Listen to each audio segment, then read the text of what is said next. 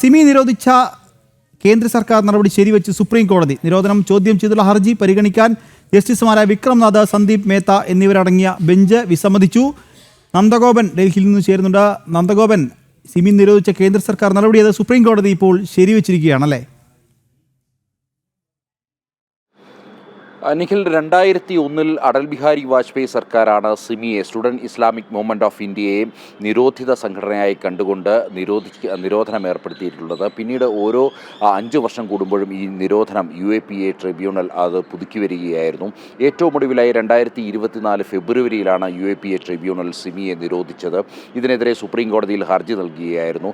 ഈ ഹർജി പരിഗണിക്കുവാൻ സുപ്രീം കോടതി വിസമ്മതിച്ചു. അതായത് കേന്ദ്ര സർക്കാരിൻ്റെ നടപടി ശരിയാണ് എന്നുള്ളതാണ് ബെഞ്ച് നിരീക്ഷിച്ചിരിക്കുന്നത്.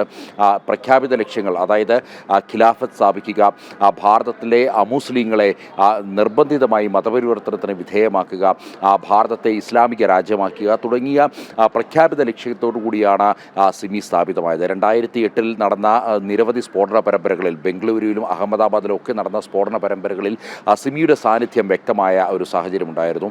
ഇതിനെ തുടർന്നാണ് പിന്നീട് ഇങ്ങനെ 5 വർഷം കൂടുമ്പോൾ കൃത്യമായി നിരോധനം മുന്നോട്ട് കൊണ്ടുപോയത്. ഇപ്പോഴും ജമാഅത്ത് ഇസ്ലാമിയുമായി ചേർന്നുകൊണ്ടായിരുന്നു ഈ സിമിയുടെ പ്രവർത്തനമെങ്കിലും 93 ജമാഅത്ത് ഇസ്ലാമിയുമായി വേർപെട്ട് അതൊരു സ്വതന്ത്ര സംഘടനയായി. എന്നിരുന്നാൽ തന്നെയും ഇപ്പോഴും പല പേരിലും ഈ സിമിയുടെ പ്രവർത്തകർ പല സംഘടനകളിലും, പല നിരോധിത സംഘടനകളിലും അല്ലാത്ത ഇസ്ലാമിക സംഘടനകളും പ്രവർത്തിക്കുന്നു എന്നുള്ളതാണ് വിലയിരുത്തൽ. ഏതായാലും ഇപ്പോൾ സുപ്രീം കോടതി സിമിയുടെ നിരോധനം ശരിവെച്ച് ഇരിക്കുകയാണ്. നിഖിൽ.